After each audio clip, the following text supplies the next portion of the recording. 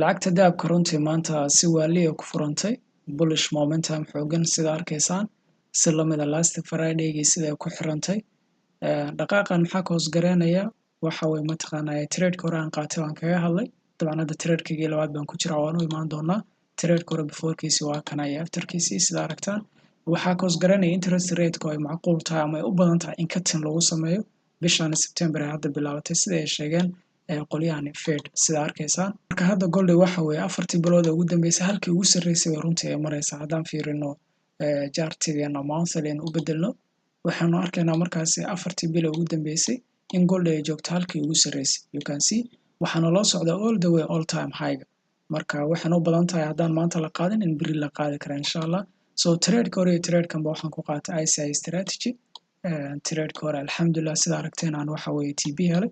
akoonkana maaragtay size-kiisa hadda wuu iska yariyaa waxa ku jirta $70 that's why trade-ka waxa ugu jira lot yar 0.04 runtiina ogaada xiliyadan oo kaleeto marka dhaqaaqyadan xoogan ay jiraan yacni bibisku way waaweynaadaan waa aragteen SL-kuna wuu weynaanaya yacni meel yar oo marka hore 20 bib oo kale aan jirta iminka 60 ilaa 70 bib noqonaysa marka waxaa u baahan tahay inaad maaragtay trade kasta aad calculation ku gashay insha Allah iyo management aad ku gashay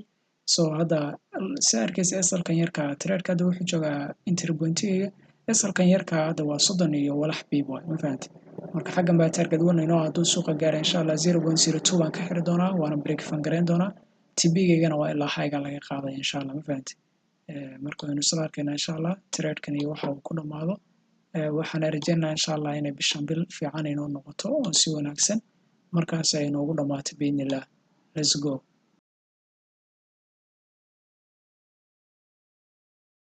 so alhamdulillah nice movement I wish inshallah inuu TB1 noo gaaro si aan profitka beersha loo xirano at the same time na waxa la yiraahdo SL-kana break fan u keeno so let's go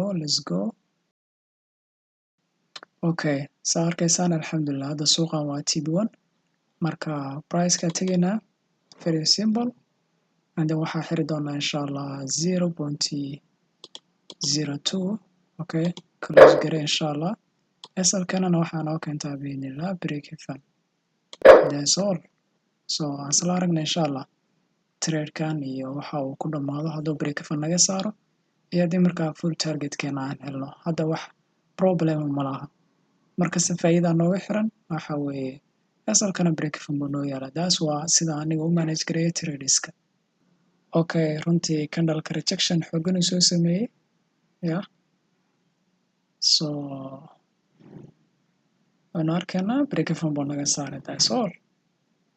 so trade-kayga live-ka intaasuu ku egaya insha Allah waxaan rajaynayaa khayr badan iyo inaa wax ka faa'iideen nabadgelyo